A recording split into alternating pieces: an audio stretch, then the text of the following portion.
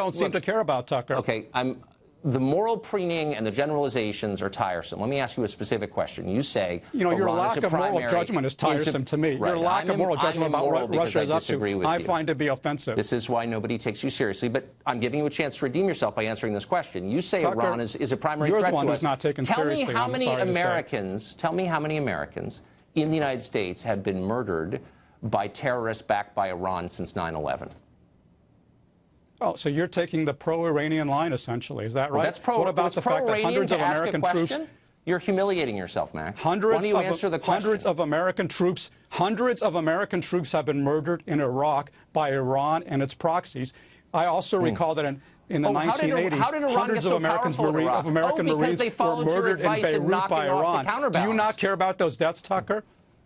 Do I not care about those deaths? It's almost impossible to have a conversation with you because your responses are so childish. Of course I care about the deaths. I'm trying to get to the right answer. Your responses, Tucker, are ridiculous, okay? I'm trying to get to what the best thing for the United States to do is. That we don't need to be worried about Iran? Is that what you're trying to say? Arguing. No, slow down. I'm not arguing a pro-Iranian line. I'm not pro-Iran. I'm not pro-Russia. And I'm certainly not arguing that Iran is a good place or doesn't pose a threat to the United States. I'm merely saying, so what are you arguing, Tucker? Let me tell you, in a world full of threats, you create a hierarchy of them. You decide which is the worst, and then you go down the list. And my only question to you is... And Russia is right up there. Do you agree with that? Do you agree that Russia is a threat to us? I think the idea that Russia is in the top 5 is absurd, and it makes me wonder about your judgment. But I'm giving you a chance to answer the question, which is, it's absurd for you to say that Russia is not in the top 5. They're the only country that can destroy us with a nuclear strike. Okay.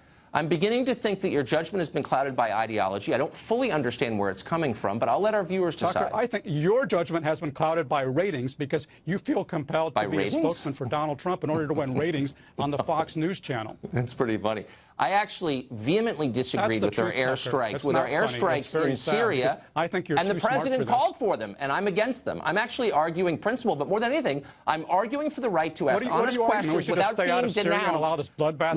being denounced as a quisling. But you are incapable of giving a factual answer, and so instead you attack the character of the person who asked the question. And I think our viewers can see that, Tucker, and it's beneath contempt. I did not. Max, I did not attack your character. I gave you a chance, what you were saying and you was did immoral. not turn in in any sense, impressive performance. Thanks for joining us anyway. So what Tucker is saying here is true. You can say that somebody is not the primary threat or not our biggest concern at this time without making a pro-argument for that party. He's saying that Russia is not the most pressing enemy of the United States, especially when you're considering other much more pressing enemies like communist China, or even the fact that our border is wide open and there's people invading our country from everywhere, coming in, invading border states, hurting their economy, hurting those communities, and it's just out of control. He's saying that it's silly to designate Russia as a primary threat. Now, this clip is prior to the Russian invasion of Ukraine. So I wonder if Tucker's opinion would have changed on this if he knew what Russia's doing currently. Tucker does get a lot of heat for making arguments that are not explicitly anti-Russia.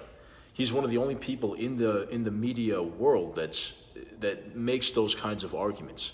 And a lot of people, like this critic, have attacked him for being a cheerleader for Russia, and whether they accuse him of being a Russian asset or even just not being hard enough on Putin and the Russian agenda. Let me know what you guys think, because Tucker has received this kind of backlash for years now.